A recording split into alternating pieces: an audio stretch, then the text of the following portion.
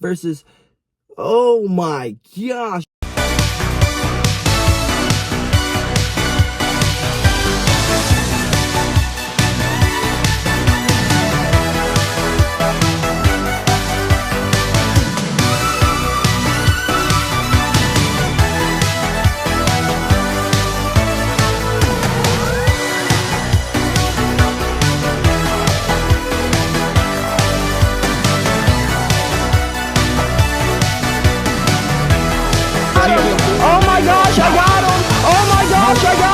Alrighty, folks, what is up? BillyGoat. And I was going to do like I guess, breaking down of fights, what a fighter could have done in which they would have won the fight, or how this fighter won the fight, so on and so forth. But I was really afraid that, like, I would get copyrighted a lot, so I wasn't real sure how we would do that. So instead, I'm going to react to the best knockouts of 2024. I looked it up to see if anyone else had done it, and it looked like no one else had done it, so we're going to do it. BillyGoat, we are. So bear with me, because I have no idea what we are doing at all. So let's get right into it. Let's Joker up here, so it looks like I'm watching with y'all, if you know what I mean. Best knockouts of 2024. It looks like number one is going, and this was something directly from the UFC page, their YouTube. So if you want to go look at the original video, go check it out. But the first one is Alex Pereira versus, oh my gosh, the first fight is going to be Alex Pereira versus Yuri Prochazka, and I think I'm pretty positive this is the rematch. The rematch was the one where he knocked him out in like the beginning of the round. I think it was like the second round, third round, he knocked him out. But they're right in the middle. This knockout is beautiful. Head kick, boom! Right to it. If I'm not mistaken, let's rewind that. Boom! Pretty sure he feints that left hook, and he throws the kick. I think he was feinting it. Let's see. No, it was literally just a switch kick. To the head. I think most of the fight he was like switch kicking to the body, if I'm not mistaken, switch kicking to the back leg, front leg. So I could see why he thought it was going to the head. Oh, that wasn't the first fight. Whoops, that wasn't the first one. The first one is Justin Gaethje versus Max Holloway. This is my favorite knockout of the year. When the blessed train points in the middle, you back away. You freaking back away. And now, he is the BMF freaking champion. If you knock out Justin Gaethje, that makes you freaking BMF. I don't care what happened to him a few weeks ago. I don't care. That's old news to me now. This is still new. Oh my gosh, such a powerful overhand. And all he was doing was rolling. Every time he threw a punch, he was moving his head every time he threw a punch. So that he was never there after he threw the punch for Justin Gaethje to land on him. It was beautiful. Like, literally amazing boxing. Second one is Jamal Hill versus Alex Pereira. This is also an amazing knockout. It's so amazing. He gets kicked in the nuts and no, I got this. Feints the right hand and comes upstairs. And boom, he had his number. He knew what he was looking for. When he got kicked in the nuts, he was like, you know what? Back off. Herb Dean, do not stop this right now. I have the kill shot. And the kill shot was, again, that left hand. He feinted and boom, came right up the middle with it. It was beautiful. Man, is anyone going to be able to stop Alex Pereira? Can John Jones do it? Do we need John Jones to come back to light heavyweight to get that strap back? Stop this train? Sure hope not. I don't want to see either of them lose. Third one is Dustin Poirier versus Saint Denis. My bad. I don't know why I couldn't remember his name right there. And then I thought it was St. Denis. And when I looked down, let me rewind this again. When I looked down, I thought it said St. Divis. And I was like, that is not his name. That is definitely not his name. but I have my glasses on, so I cannot see it. But I'm pretty sure this one started off with a rock because he came from a front head and he was defending a shot. Yeah, they do show it. They do show it. It was a body shot. Dennis shoots in, tries to take a shot. It was one of those panic shots.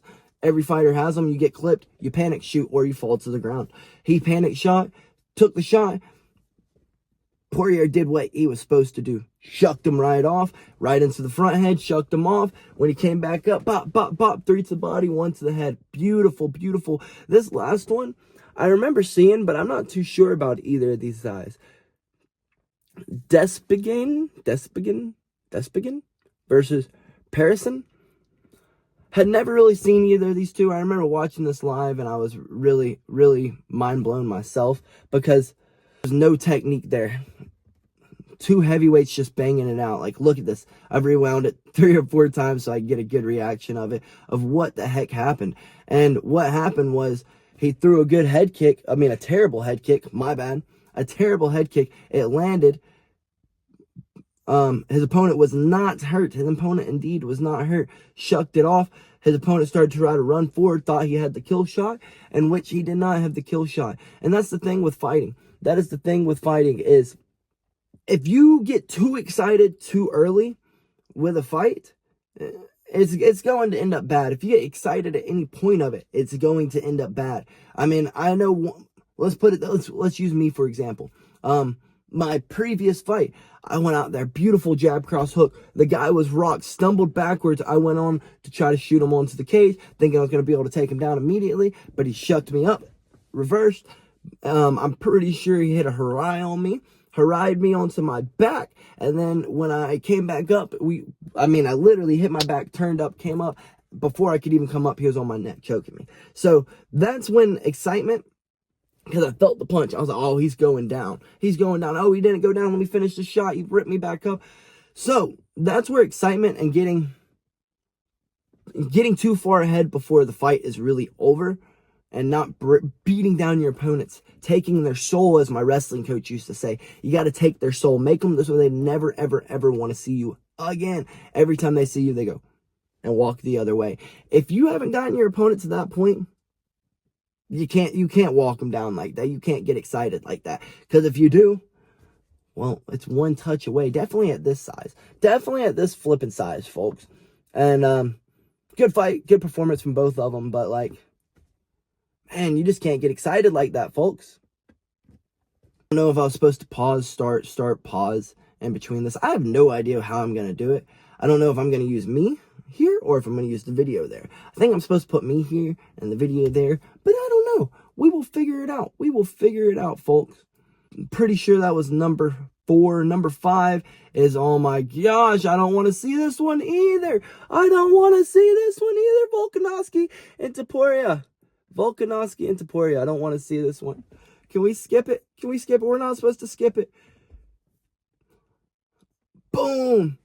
Topuria goes downward. He did the same thing that Max Holloway did to Justin Gaethje, pretty much. He went downward. He's walking him forward. I know he didn't point in the middle, but it's the same gist, folks. It's the same gist. He slipped the jab. As he slips the jab, I'm pretty sure he goes over top, doesn't he? Nope, he goes to the body. So as soon as he slips the jab, he goes to with the right hook to the body, right hook to left hook to the body, another right hook, left hook, and then comes upstairs. Just basics, right back to the video I've made yesterday. Basics win fights. I mean, in a boxing match, a jab's usually going to win a fight. This is basic boxing. Few to the body and then take one big one up to the up top, and it worked. It worked perfect, as y'all remember seeing. I mean, we all remember seeing. Volk put his lights out. But let's get back into the video. I hated this one. This one made me sad, folks. This one genuinely made me sad because he was just coming off of a knockout loss to, well, Islam. And it definitely felt like an end of an era. So, well, we'll see. I don't know when his next fight is going to be scheduled for. We haven't no news. But this last one is a beautiful one. I remember watching this one. Again, not so sure with the names. Ferraria, not too familiar with either of these guys. And Stoltzfuse.